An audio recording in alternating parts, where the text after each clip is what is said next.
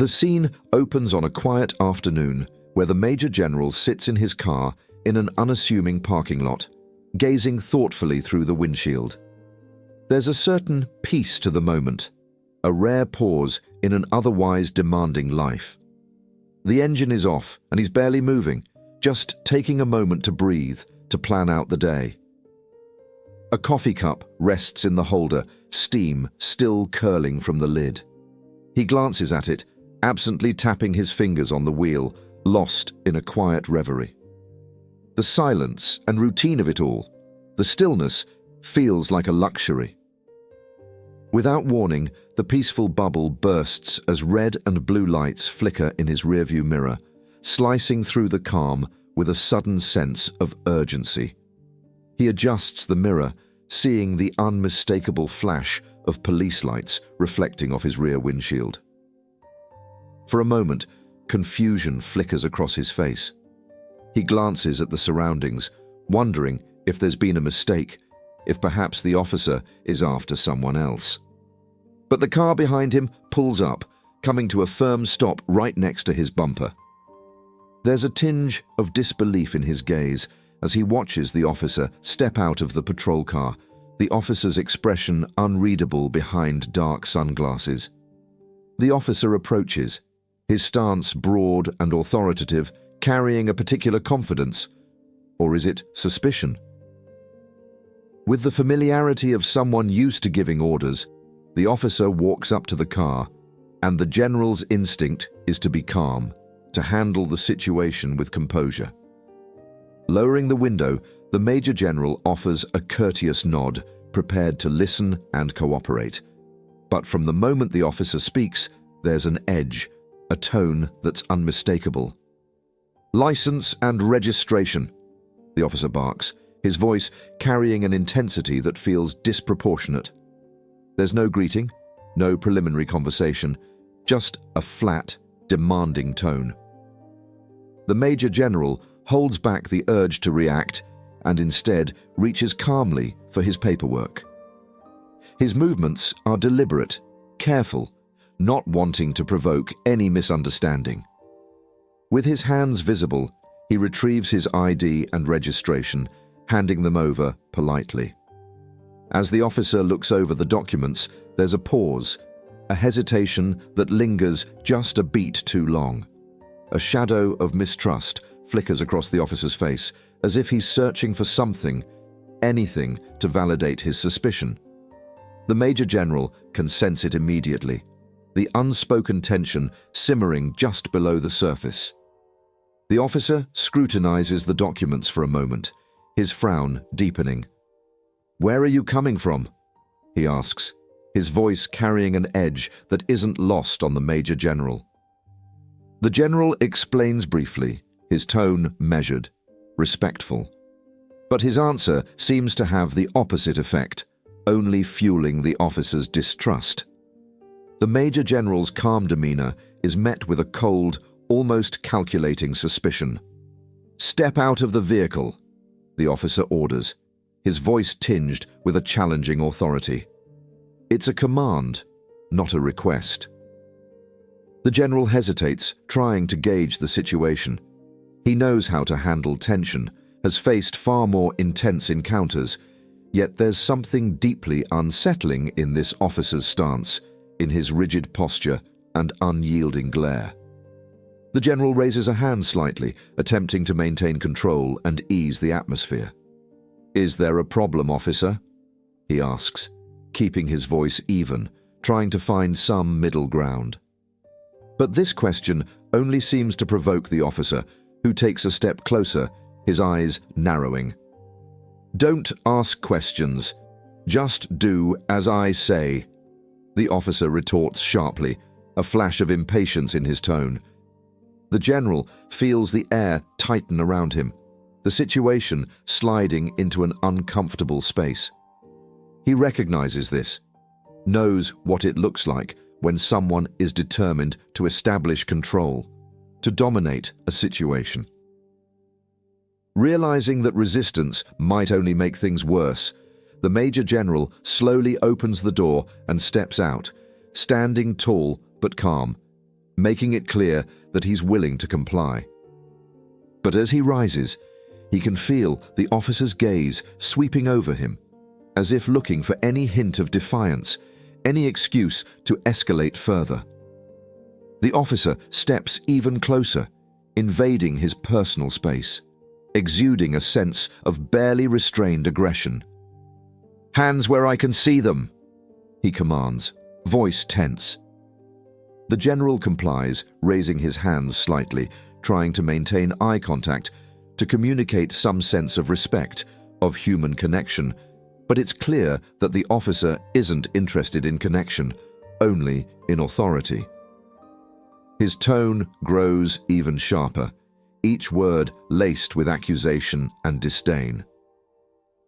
"What are you doing here? Don't you have anywhere else to be?" The Major General's voice remains steady, but there's a strain in his eyes now, a subtle frustration he's holding back. "I was just parked here for a moment, officer. I'm not causing any trouble," he says, trying to keep the peace. Yet, despite his calm, the officer's demeanor only grows more hostile. With a quick, rough gesture, he steps closer, his hand reaching out to shove the general's shoulder back, physically asserting his dominance. "I said keep your hands up!" he shouts, his voice brimming with an aggression that now crosses into open hostility. The general's instincts kick in, trained reflexes held in check by a powerful sense of discipline, his self-control a wall against the rising tide of the officer's anger. He takes a deep breath, trying to maintain composure. But the pressure is mounting. There's a growing crowd nearby, people starting to notice, a few raising their phones, capturing the scene. The tension is palpable, a thick, suffocating presence in the air. The officer leans in, his face inches from the Major General's, his voice now a low growl. "I know your type," he sneers, his words cutting like a knife, and with a sudden, forceful motion, he shoves the general once again, crossing a line that leaves no room for misinterpretation. The aggression, the hostility, it's all out in the open now, the officer's frustration finding a violent outlet. The Major General takes another breath, the weight of the moment pressing down on him, and for the first time, a flicker of something stronger than frustration crosses his face. The crowd watches in stunned silence, phones held aloft, capturing the scene in all its raw, unsettling reality. There's no doubt about what's unfolding here, no question about the officer's intent or the Major General's restraint. In the middle of the standoff, with the officer's accusations and aggression escalating, the Major General feels a shift in the weight of the moment. It's one thing to endure hostility, to remain stoic under pressure. But as the officer's anger boils over into a shove, the general's calm restraint begins to tremble. He knows that something has to break, yet he holds his ground, refusing to retaliate. But then, almost as if by divine timing, the officer's eyes drift down to the general's ID badge, which has slipped slightly out of his pocket during the confrontation. His military insignia, a symbol of rank, of dedication, of honor, suddenly catches the officer's eye. The officer's face shifts as he processes what he sees, but there's a flicker of denial, of resistance to acknowledging the authority standing before him.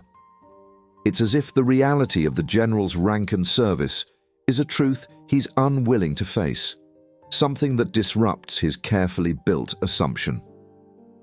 He clenches his jaw, a brief flush of shame crossing his face, yet pride and ego hold him back from softening his stance. The reality of the general's position seems almost a challenge to the officer, one that only deepens his frustration, driving him further into denial. In his mind, he wants to reduce the general to something lesser, to something that justifies his treatment. He struggles to reconcile his initial perception with the undeniable evidence of the general's rank and status, an internal conflict that's visible in the hard lines of his expression. The Major General watches this change in the officer's demeanor, noting the hesitation, the struggle between duty and ego, and he realizes he has become a mirror to the officer, a reflection of his own insecurity and frustration. But instead of offering words, instead of trying to reason, the general stands silent, letting his very presence do the talking. He knows, in a way that only someone in his position could, that sometimes silence can speak louder than words, that it can convey dignity in a way that argument never could. Yet even in this moment, the officer seems unable to back down. His mind churns with a mixture of guilt and indignation, wrestling with the idea that he may have wronged someone of such importance and integrity. His gaze hardens, almost as though he's trying to convince himself that he hasn't made a mistake, that his instincts were right, that he hasn't betrayed his duty.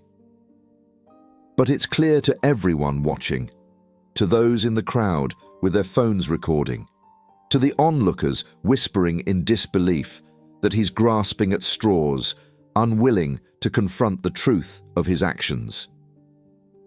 Just then, a car pulls up with a sudden urgency. A woman steps out, her presence a stark contrast to the tension in the air, strong, poised, with a look of fierce determination. The general's wife has arrived, and as she moves swiftly toward the scene, her expression is one of controlled concern. She's a force of her own, someone who understands the weight of her husband's position and the sacrifices it demands.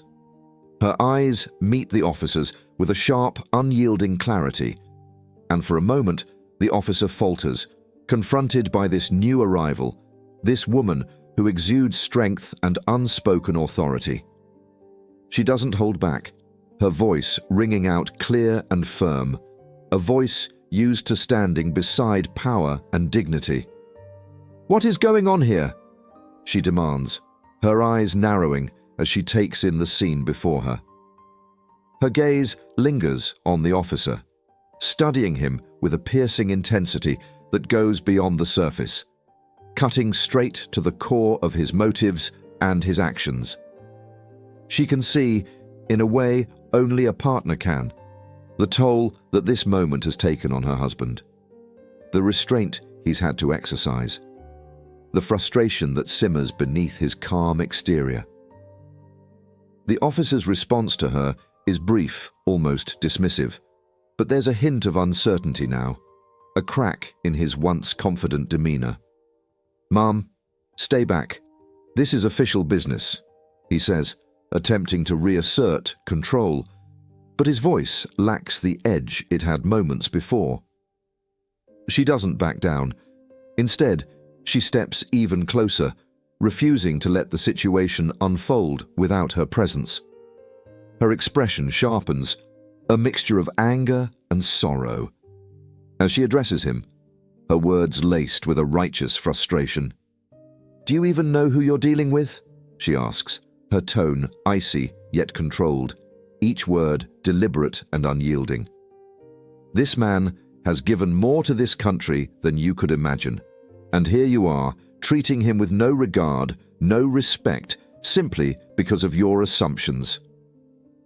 Her voice doesn't waver, and in that moment, the crowd shifts, their focus drawn to her as she stands beside her husband, a beacon of dignity and strength. The officer's face reddens, but he still clings to a fragile sense of authority. "Mom, I'm just doing my job," he says defensively, his voice faltering slightly under the weight of her scrutiny. Yet, it's clear that his resolve is crumbling, that her presence, her words, have shaken him more deeply than he cares to admit. Meanwhile, onlookers begin murmuring, their voices growing louder, bolder, as they recognize the significance of the situation. Some begin calling out, voicing their disapproval, their anger, and in the sea of phones and eyes, the officer finds himself under an uncomfortable level of public scrutiny.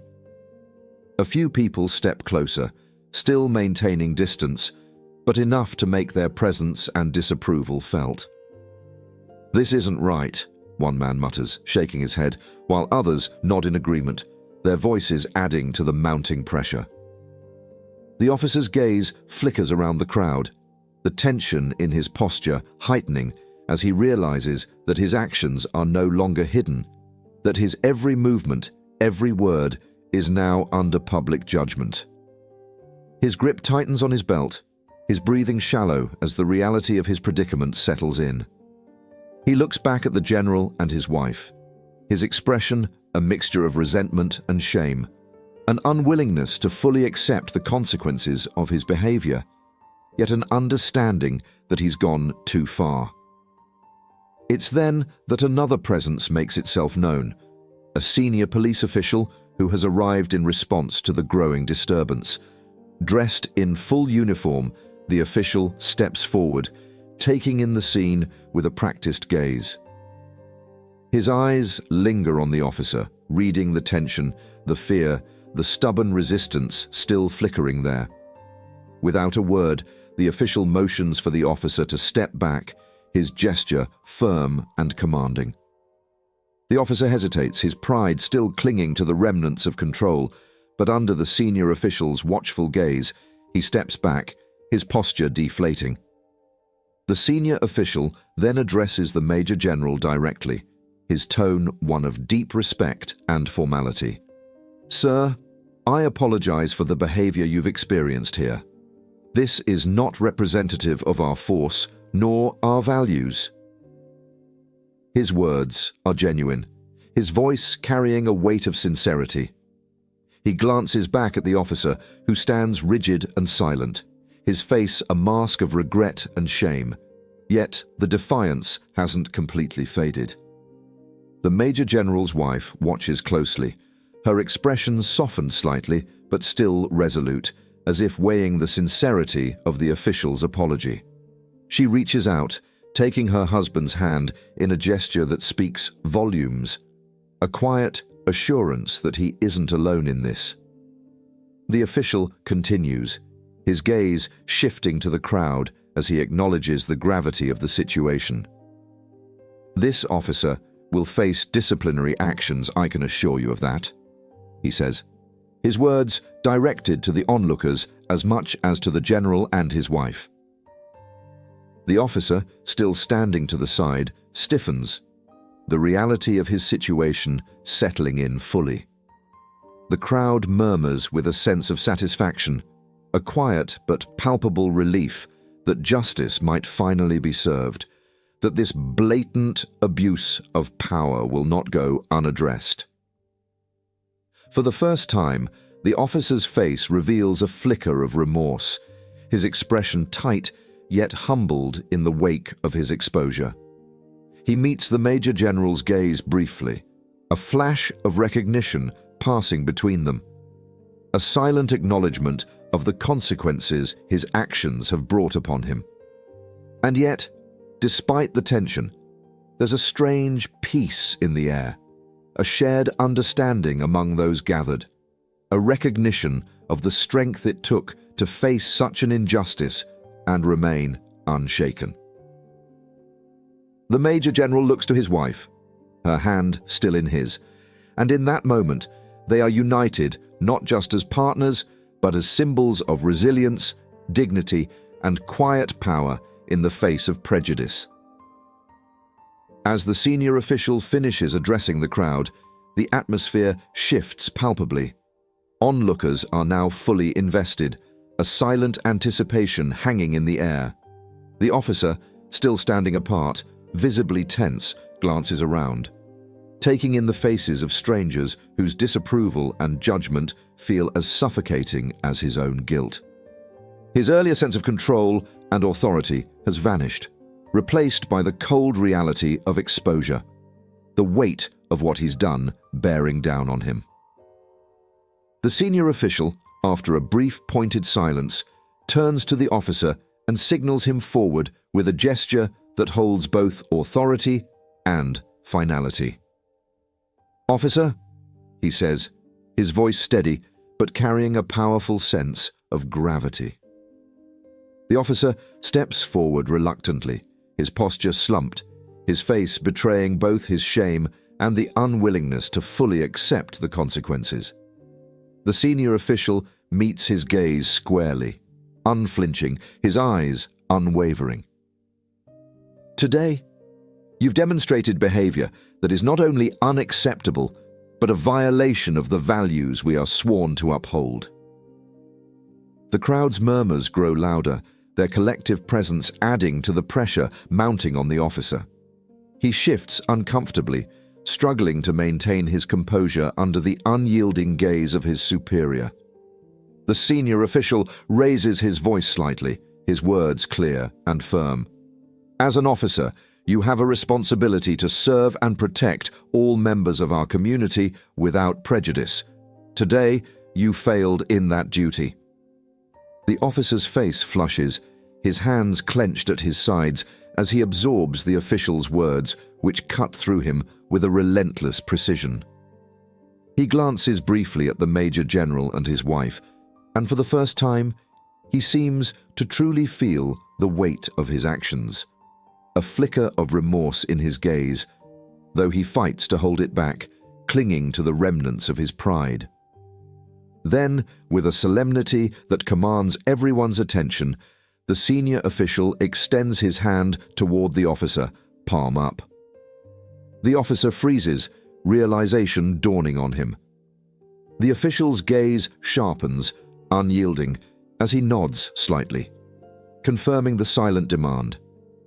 Slowly, almost as though in a trance, the officer reaches up to his chest, fingers brushing over his badge.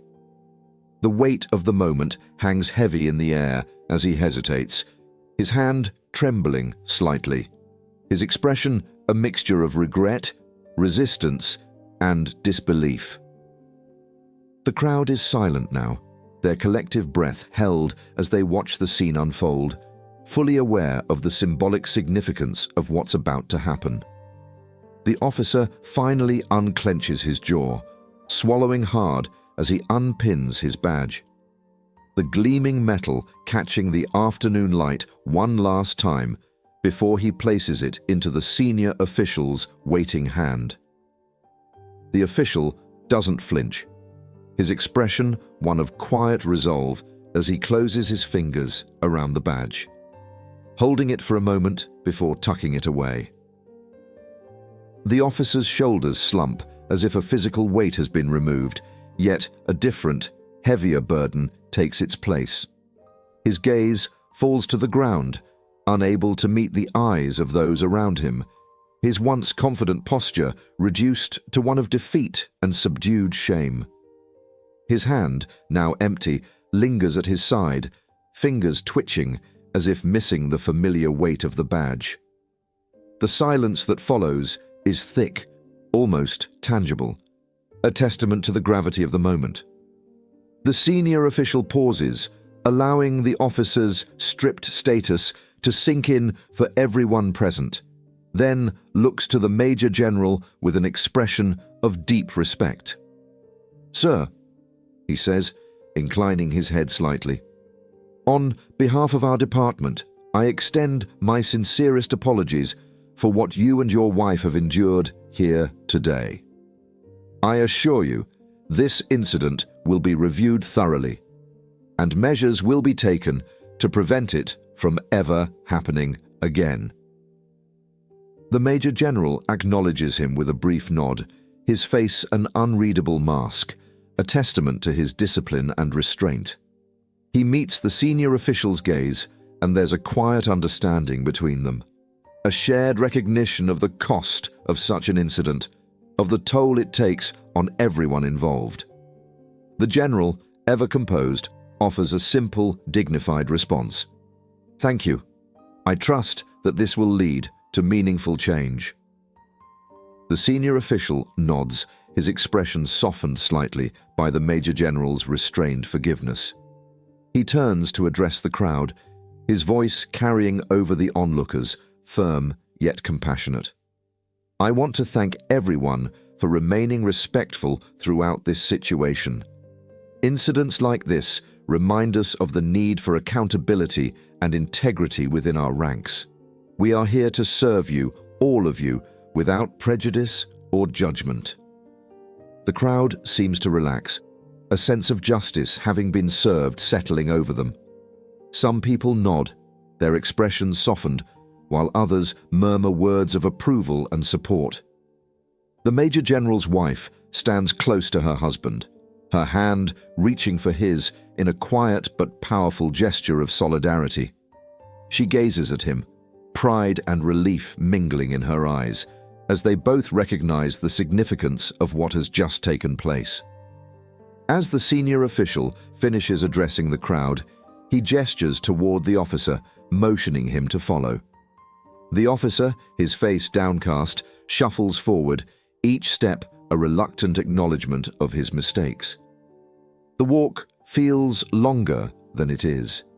Each movement a reminder of the repercussions he now faces, the responsibility he will carry with him from this day forward. The Major General watches them go, his face calm but thoughtful, reflecting on the incident with a gravity that goes beyond the immediate moment.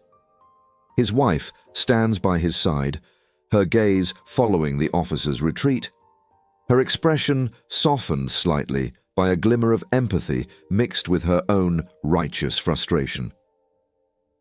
The crowd slowly disperses, some staying to offer words of support, others quietly filing away, aware that they have witnessed something deeply significant. In the final moments of the scene, the Major General turns to his wife, his face softening as he looks into her eyes. She squeezes his hand, her expression a mixture of pride and unspoken concern.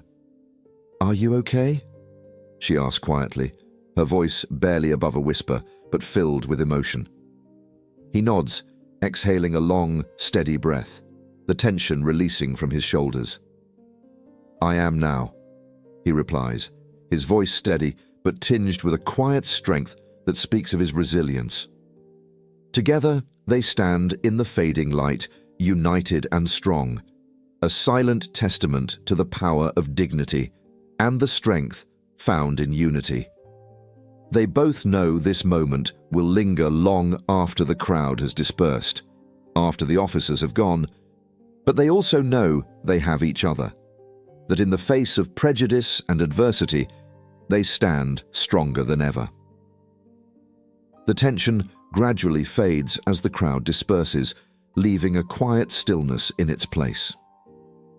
The Major General and his wife stand side by side, an aura of calm settling over them now that the worst is over. The scene feels surreal, the intensity of the past few moments leaving a lingering hum of emotion that's slow to dissipate. The Major General, still holding his wife's hand, looks at her with a depth of understanding, their shared experience binding them even closer in a way words cannot capture. She squeezes his hand gently, offering an unspoken reassurance, and together they take a few steps away from where the confrontation unfolded, away from the echoes of the officer's aggression and the murmurs of the onlookers. They find a quieter spot, tucked slightly away from the parking lot, where they can breathe, process, and speak openly. She turns to him, her face a mixture of pride, sadness, and quiet strength.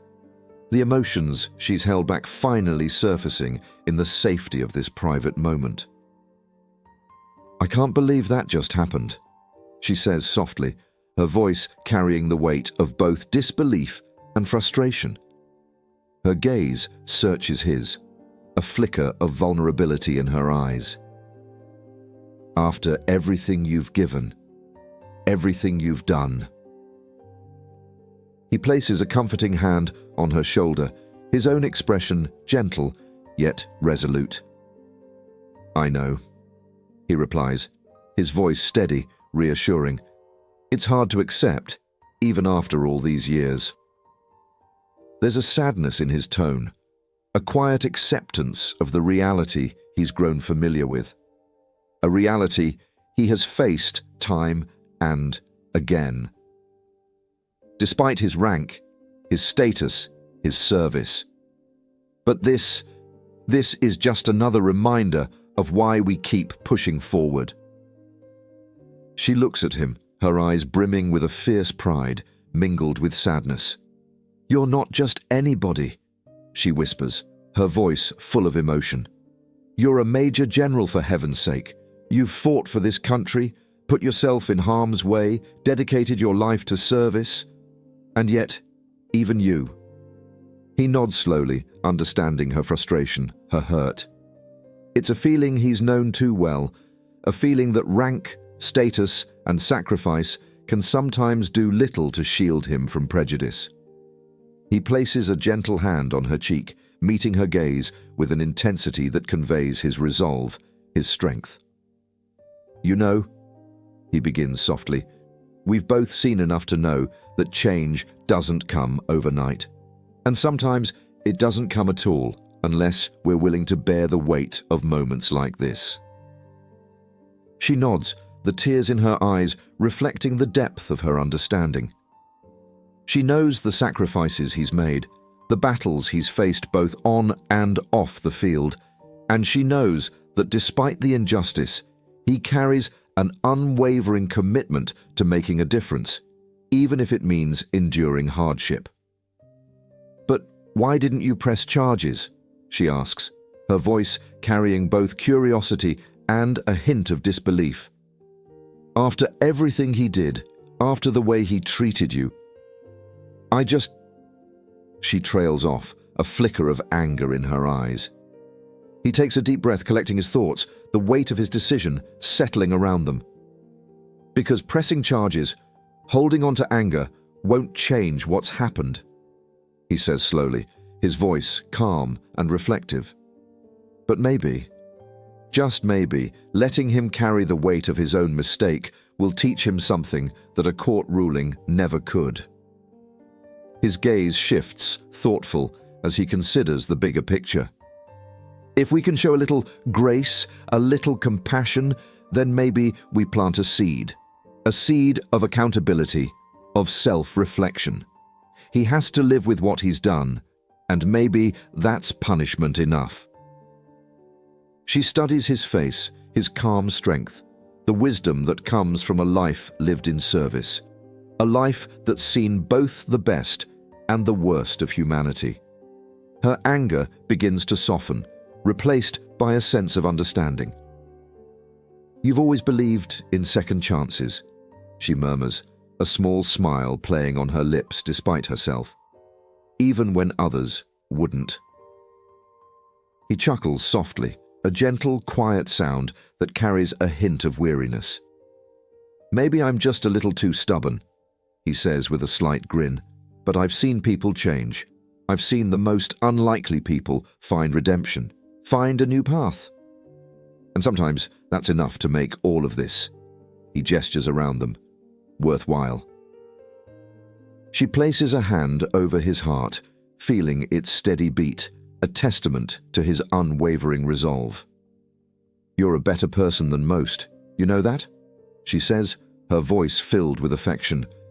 "But it doesn't make it easier to watch you go through this, to see you treated like you're less than what you are." He leans in, pressing a gentle kiss to her forehead, an unspoken promise in the warmth of his touch. "I know," he whispers, "but we're in this together, and as long as we keep moving forward, as long as we keep pushing for change, that's what matters." He takes a deep breath, the weight of his words settling over them, grounding them in their shared purpose.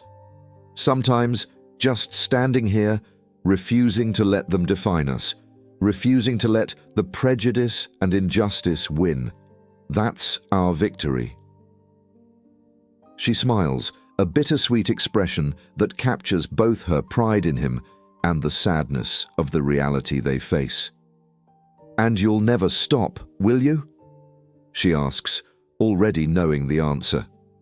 There's a light in her eyes now, a spark of determination that mirrors his own. "Not until the day I take my last breath," he replies, his voice firm, resolute. He takes her hands in his, squeezing them gently, a silent affirmation of their shared mission, their unbreakable bond. For a moment, they stand there in the quiet, the intensity of the day fading into a quiet resolve. They know this is just one moment, one incident in a lifetime of challenges, but they also know that moments like these shape them, mold them into stronger versions of themselves, unwavering in their commitment to justice, equality, and change. As they begin to walk away from the parking lot, leaving behind the scene that had brought both pain and clarity, his wife pauses, looking up at him. "Do you ever get tired?" she asks, her voice soft, almost a whisper. "Of having to be the bigger person, of carrying this burden?" He glances at her, his expression thoughtful, and for a brief moment, there's a flicker of vulnerability in his gaze. "Sometimes," he admits quietly. "But then I remember why I do it. I remember that every time we choose dignity, every time we choose to respond with strength instead of anger, we show others a different way, a better way. And that's worth it." She nods, her admiration for him shining in her eyes. "You inspire me every day," she says softly, her voice filled with emotion. "Even when it's hard, even when it feels unfair, you always find a way to make it mean something." They continue walking side by side, the setting sun casting a warm golden light over them as they leave the ordeal behind. Together, they are a symbol of resilience, a quiet force of change moving through the world, undeterred by the obstacles they face. They know that the road ahead will not be easy, that there will be more challenges, more injustices, but they also know that they have each other, that their shared commitment to justice, to equality, will carry them through. As they reach their car, he pauses, looking out over the horizon, the weight of the day finally settling over him. She places a comforting hand on his shoulder, grounding him, her presence a steady reminder of their strength together. He turns to her, a soft smile breaking through the weariness in his eyes. "No matter what happens," he says, his voice filled with quiet determination, "we'll keep going. We'll keep fighting. And one day, things will change." She smiles, a warm, genuine expression that reflects her own hope, her own unwavering belief in the future they're building together. "One day," she agrees, her voice a promise, a vow. They get into the car, closing the door on the day's trials, leaving behind the echoes of the confrontation, the scrutiny, and the judgment. As they drive away, they are left only with the road ahead, a road they will continue to travel side by side. Each step a testament to their resilience, their unity, and their hope for a better world. Days have passed since the incident, but its effects linger like a shadow that refuses to fade. The Major General has resumed his daily life, yet the memory of that moment in the parking lot remains vivid, etched into his mind as a stark reminder of the prejudice that even his rank and service couldn't shield him from. It's not just a memory, it's a lesson, one that fills him with a renewed sense of purpose. And though the world around him may have moved on, for him, that day has become a catalyst, a turning point that calls him to action. One afternoon, as he sits in his home office, the Major General sorts through messages and letters, some from colleagues, others from people who witnessed the event firsthand or saw the viral footage that circulated online. His phone has been buzzing almost non-stop with texts and calls from supporters and friends alike, expressing their outrage, their empathy, and their encouragement. He's struck by the outpouring of solidarity, and in these messages he feels a spark, a growing sense of responsibility to speak out, to use his voice, his position, to shed light on the broader issues exposed by the incident. He begins drafting a letter, a formal address to his military community and, by extension, to the public. In it, he recounts the encounter not as a personal grievance, but as a representation of the systemic issues that many face daily. He writes with clarity, laying bare the reality of racial profiling, of the misplaced distrust that lingers even for those who have dedicated their lives to service. His words carry the weight of his experience and the dignity of his restraint. He knows that his story alone may not change minds, but he hopes it might inspire others to reflect, to challenge their biases, and to seek change within their own spheres of influence. As he pens his final words, he pauses, thinking about how he wants to conclude. He decides to end with a call to action, urging leaders at every level to advocate for policy changes, to institute deeper training in racial bias, to create spaces where conversations about discrimination aren't avoided but welcomed. He doesn't ask for sympathy. Instead, he asks for understanding, for an acknowledgement that the journey toward equality requires more than words. It requires unwavering commitment and active accountability. When he finishes, he feels a sense of calm settle over him, a certainty that he's taken the first step in turning his painful experience into something constructive, something that can perhaps plant seeds of change in a system so deeply entrenched. He sends the letter to a few trusted colleagues, asking for their feedback, and almost immediately, responses begin pouring in, their messages filled with admiration, encouragement, and support for his efforts. Some express surprise at his choice to forgive the officer, viewing it as a radical act of compassion. Others, however, tell him that his strength, his choice to show grace, has inspired them to reconsider how they too might approach conflict and prejudice with an open heart. It's only a few days later that he's invited to speak at a conference organized by a respected advocacy group focused on addressing racial injustice and promoting equity within law enforcement and the military. The Major General accepts, knowing that this is a rare opportunity to share his story and insights with an audience that holds influence, people who can enact change on a larger scale. He spends hours preparing, carefully selecting his words, refining his message until it carries the perfect balance of gravity and hope. This isn't just his story, it's a story shared by many, a story that stretches across decades of struggle, resilience, and hope. When the day arrives, the venue is filled with people from diverse backgrounds, activists, military officers, law enforcement officials, and members of the public.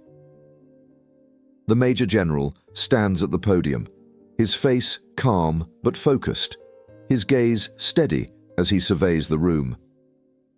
There's a silence as he begins, the kind of silence that signifies attention, respect, a readiness to listen. He speaks not only of the day in the parking lot, but of the lifetime of experiences that led him there.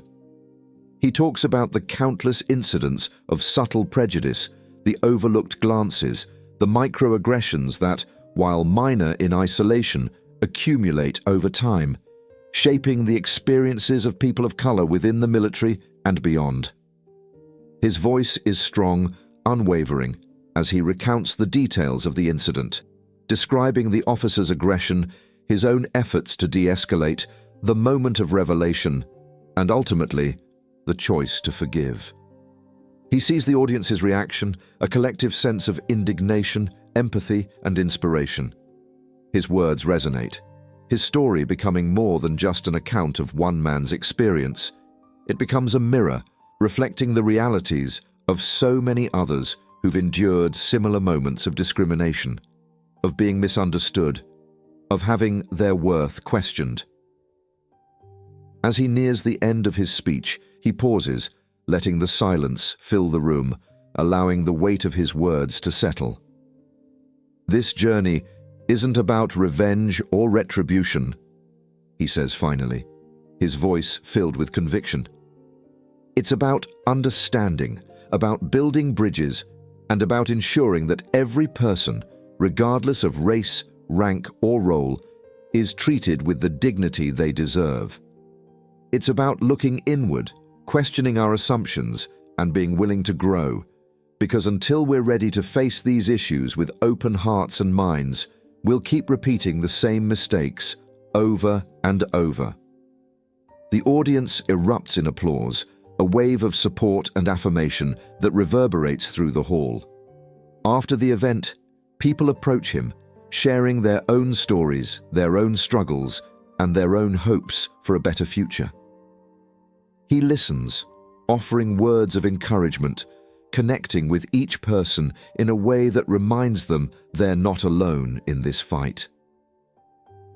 In the days that follow, news of his speech spreads. Social media lights up with clips and quotes, and the Major General receives an influx of messages from people around the country, many of whom share stories of similar encounters, stories that echo his own. He reads each message carefully, feeling a profound sense of connection, of purpose, as he realizes just how far his story has traveled, how many lives it has touched. One evening, he sits with his wife, scrolling through these messages, occasionally pausing to read one aloud. They exchange glances, their expressions a mixture of pride and awe at the impact his words have had. She leans into him, a quiet smile on her face. "You did that," she whispers, her voice filled with warmth. "You've given people hope, given them a voice." He smiles, resting his hand over hers. "We did that," he corrects gently, "because it's moments like these that remind me why we keep going, why we don't let them define us." She nods, understanding the significance of his words, the quiet strength that sustains them both. In the following months, the Major General finds himself at the forefront of a growing movement within his own ranks, working alongside other military officials to establish programs that address systemic biases, to create spaces where difficult conversations can be held openly and constructively. He becomes a trusted advisor in these efforts, helping shape policies that promote inclusivity, diversity, and accountability within the institution he's dedicated his life to. He knows the journey is far from over, that there will be more obstacles, more moments that test his patience, his resolve. But he also knows that every step he takes, every person he reaches, brings them all one step closer to a future where incidents like the one in the parking lot become a thing of the past. And with each day, he's reminded that change, while often slow, is possible, that even the smallest act of forgiveness, the smallest gesture of compassion, can ripple outwards, touching lives, sparking conversations, and shifting perspectives. As he stands in his office one evening, looking at the framed photographs on his wall, snapshots of his life, his career, his family, he feels a quiet satisfaction, a sense of fulfillment that goes beyond personal success. He knows that this work, this commitment to justice, to equality, is his true legacy, one that he's building not just for himself, but for the generations that will follow, for the world he hopes to leave behind. And as he prepares to retire for the night, he takes one last look out the window, watching the city lights flicker in the distance, a testament to the life, the energy, the countless stories unfolding beyond his view. In that moment, he feels at peace, knowing that he's done his part, that he's lived his truth, and that no matter what challenges lie ahead, he will face them with the same quiet dignity and unwavering commitment that has defined his life. For he knows deep down that change is a journey, and he is honored to be part of it. The evening sun dips below the horizon, casting a warm glow over the city as the Major General and his wife walk slowly back to their car, their steps in sync, their thoughts a shared current of understanding and resolve. It's been a long day, filled with conversations, reflections, and the weight of all they've been through. But there's a calm in the air between them, a quiet strength that binds them together as they reflect on everything that has led to this moment. As they approach the car, she reaches for his hand, squeezing it gently. There's a subtle shift in her expression, a warmth that reflects both pride and love. He looks over at her, his eyes softening as he sees the unspoken gratitude in her gaze, a testament to the resilience and strength they share. They pause by the car door, taking in the moment, and for a brief second, it feels like the rest of the world has faded away, leaving only the two of them, united in purpose and in love. He opens the car door for her, a small but sincere gesture that speaks to the care he has always shown her. As she settles into the seat, she glances up at him, her eyes meeting his, a shared understanding passing between them. They've been through so much together, challenges, victories, moments of doubt and faith, and today feels like a culmination of all that they have stood for, all they continue to fight for. As he slides into the driver's seat, the engine hums to life, a steady, reassuring sound that fills the silence. They drive through the city streets in comfortable quiet, the evening lights casting a gentle glow over the buildings. The world outside the car moves on as usual, people going about their lives, unaware of the significance of the journey they're taking. But to the Major General and his wife, this is more than just a drive home. It's a moment to reflect, to process, to understand the impact they have had and the path that lies ahead. She breaks the silence first, her voice soft, reflective. "Do you think it will matter?" she asks, her gaze fixed on the road ahead. "All that we've done, everything we've gone through, do you think it will really change things?" He thinks for a moment, choosing his words carefully, feeling the weight of her question. "I think every step we take matters," he replies, his voice steady, carrying a quiet certainty. "Change doesn't happen all at once. It's a series of moments, choices, decisions that build over time. And maybe we won't see the full impact now. But each act of courage, each moment of compassion, brings us closer to a world where these kinds of experiences don't happen anymore." She nods, digesting his words, her expression thoughtful. "Sometimes it's just hard to see it, you know," she says, her voice tinged with a hint of sadness. "We put in so much effort, face so much resistance, and yet the world seems so slow to change." He reaches over, resting a comforting hand on hers. "I know," he murmurs, his voice gentle. "But I also know that we're not alone. We're part of something bigger than ourselves, something that stretches back generations and will continue long after us. We're standing on the shoulders of those who came before, and our work will be a foundation for those who come after." They fall silent again, each lost in their own thoughts, but their hands remain entwined, a silent promise of solidarity, of commitment to a shared vision. He reflects on his journey, on the countless moments that have shaped him, the moments of triumph and of pain, each one a thread in the tapestry of his life. He thinks of the people he's met, the stories he's heard, the lives he's touched, and he feels a deep sense of purpose, a quiet certainty that no matter the challenges, he is where he is meant to be. As they approach their neighborhood, the familiar streets bringing a sense of comfort, of home, his wife speaks again, her voice soft, thoughtful. "You know," she begins, "I used to think that the only way to change things was through big, bold actions. Protests, speeches, movements that made headlines. But now I see that change is in the small moments too, the quiet acts of courage that no one sees.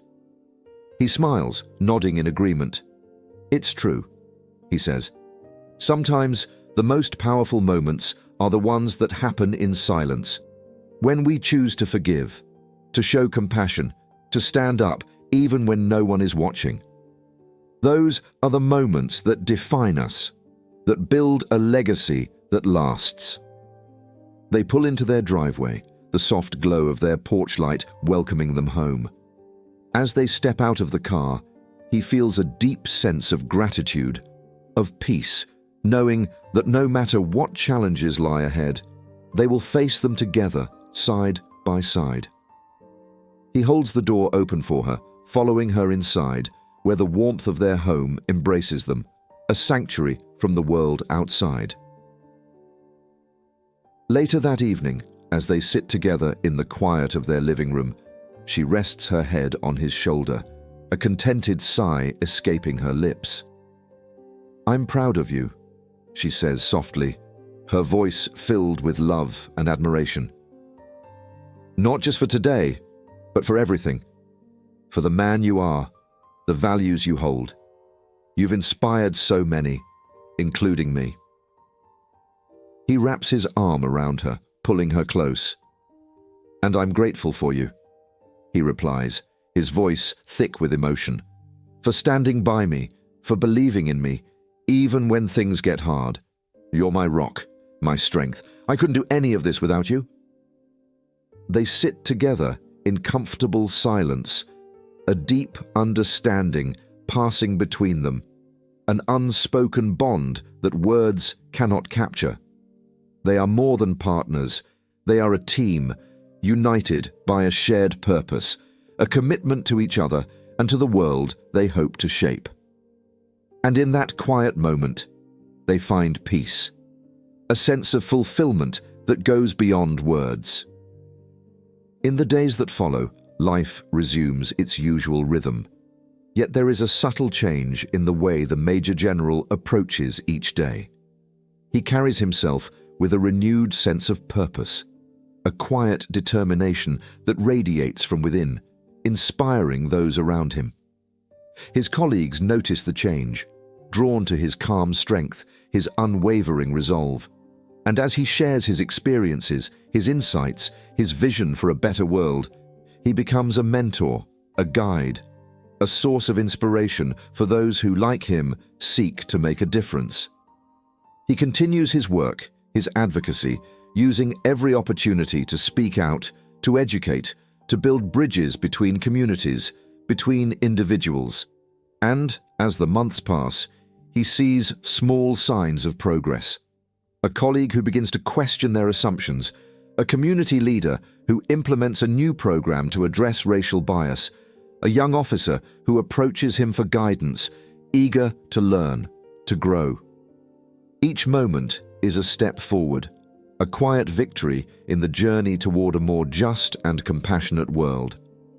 At home, his relationship with his wife deepens, their bond strengthened by the trials they have faced together.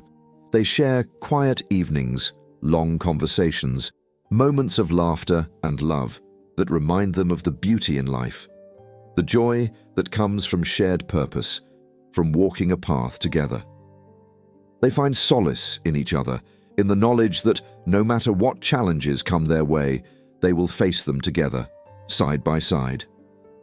And as time passes, the Major General looks back on that day in the parking lot, not as a moment of pain, but as a catalyst, a turning point that set him on a path of greater understanding, of deeper compassion.